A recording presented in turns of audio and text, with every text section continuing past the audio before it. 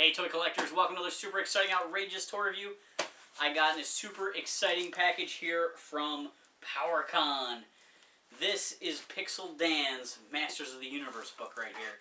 I gotta open it up. There's also the character guide in here. That was the advantage of ordering it through PowerCon. You could get the complimentary book to the character guide that already exists through Dark Horse. It's sort of all the characters that didn't make the cut. I just got home from work, saw this on my porch as I was driving up, and was like, yes, I know what that is.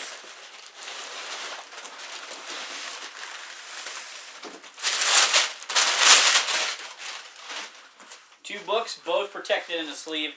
This is the add-on book here.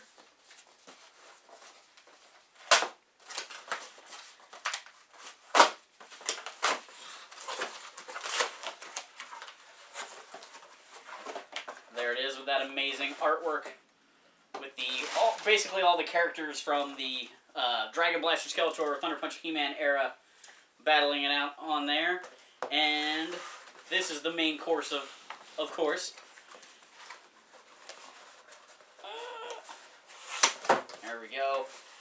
This is a massive tome.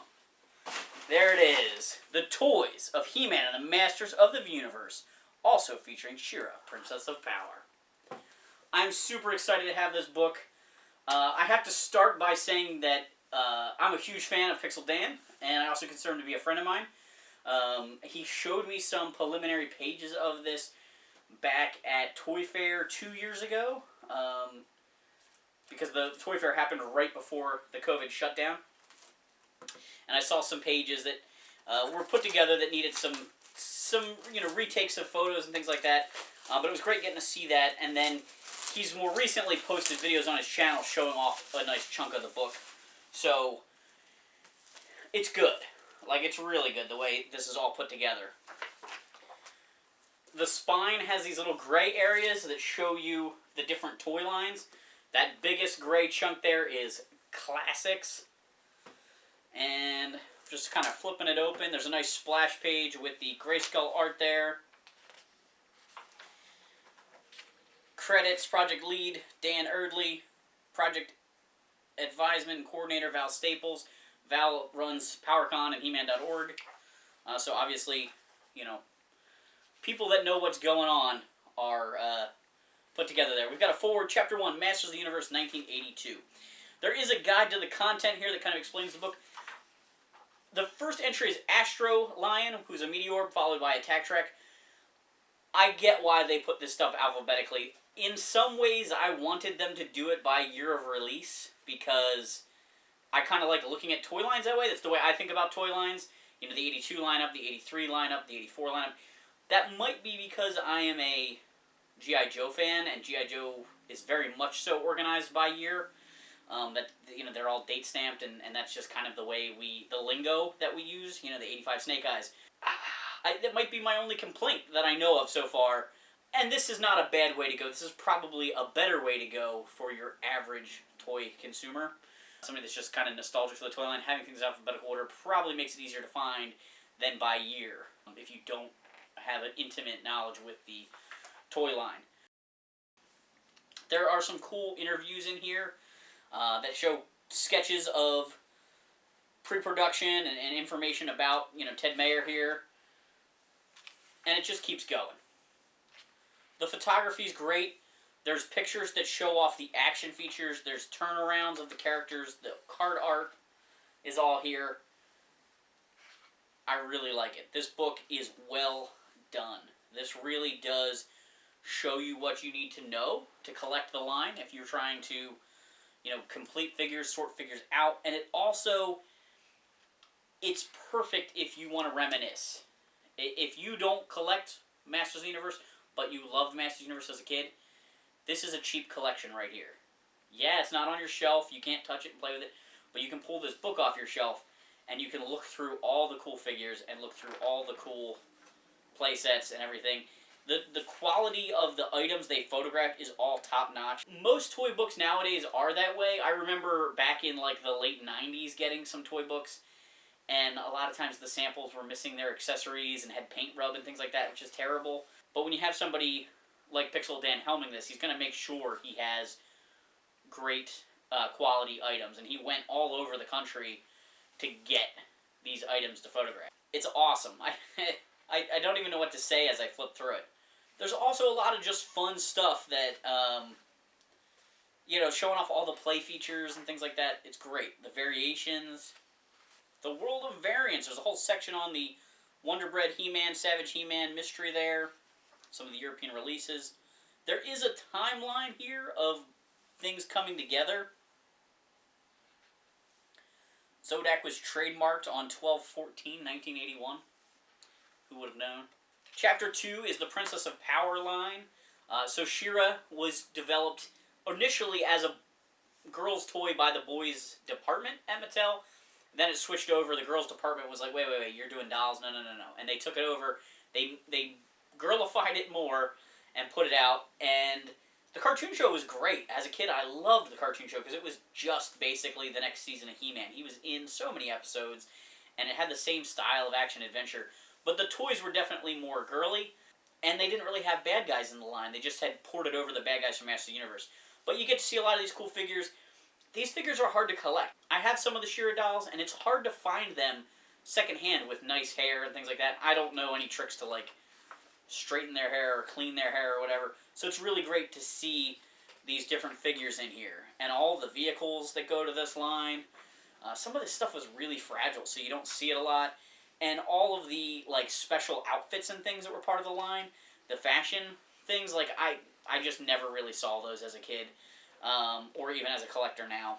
I am going to be looking at these Crystal Castle pages because I actually own 2 Crystal Castles, and I just want to own one, but I want to look through this and see exactly what's supposed to be there and make sure I have one really nice sample in my collection. Chapter 3, He-Man 1989, also known as The New Adventures of He-Man.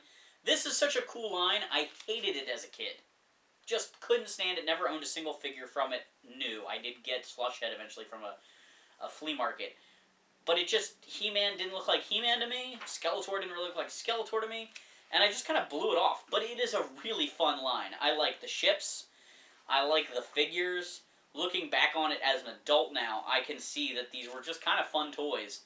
And maybe I kind of wish I had bought some of them.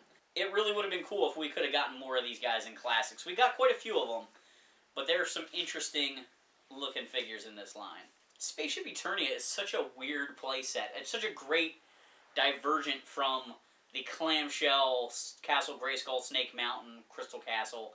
It's very different, but it is neat how it is a spaceship. It's also a modular playset. I gotta give those designers props. Chapter 4, Masters of the Universe Commemorative, 2000. So in 2000, they reissued a lot of the original Masters of the Universe figures on old-style cards inside another package. I actually only own one. I have a Man-at-Arms signed by Alan Oppenheimer, the voice of Man-at-Arms and Skeletor. Chapter 5, Masters of the Universe, 2002. This is the 2000 X series. And right away, Attack Squid? I didn't even know this toy existed. 2000X came out while I was in college. I would see them on the toy pegs, but my toy buying was very select at that point in time because I just didn't have a lot of money. At one point during college or right after college, at a yard sale, I bought a big tub of 2000X stuff, and that was the initial chunk of my collection. I got a He-Man and a Skeletor and a Battle Cat and an Orko, and I've picked up a few more along the way. I don't have a complete collection, but it is a cool line. The cartoon show is phenomenal. It's probably my favorite He-Man media. The Four Horsemen interview. The Four Horsemen are important because they sculpted the 2000X line and the Classics figures. The book is fantastic, though. The artwork in this, I can't wait to just sit down and read the whole thing. The Stactions. I love that. They have the Stactions in here. These were, once the 2000X line died, they kept sculpting figures. The Four Horsemen kept sculpting figures, and they just released them as mini statues. And they were just the right size. You could put them with your 2000X collection to just make it look like you had more figures. Chapter 6, Section 1, Masters Universe Classics. The Classics toy line. Ah, it's Baby Skeletor! Blurring the Lines by Dan Erdley. Talks about some of these other ancillary products, but we get into Classics, which is one of the greatest toy lines ever made. I mean, it is phenomenal. The number of characters, the quality of the characters, all the accessories, the fact that you could buy parts with this guy and put them with parts to this guy to make a whole nother guy is incredible. I was just talking to somebody about how I bought a Battle Cat and a Battle Lion to switch some of the stuff around to make a 2000X Battle Cat. And I did the same thing with a King Grayskull and a Snake Armor He-Man and made a 2000X He-Man. Like, there's just crazy stuff you could do and combine, and the line was really well planned out. I wish it could have gone on maybe even a little bit longer. I'm glad Super 7 picked it up and kept running with it. The Super 7 stuff is in this book. Castle Grayskull, Snake Mountain. I mean, they did amazing stuff. They did vehicles in this line for collectors. It was all sold online. I have almost the whole line. I don't have all of the convention exclusive things. I don't have a lot of the PowerCon stuff. It just was too much to get these kind of like paint variant characters. I just couldn't justify it, unfortunately. They're worth even more money now, so maybe I should have, but I did pass on those items. But I have a huge chunk of the toy line with all of the basic release figures, minus those exclusives, and I think like the early King Grayskull statue / spirit type figure. Interview with Scott Knightlick, right? Of course, you have to talk to him.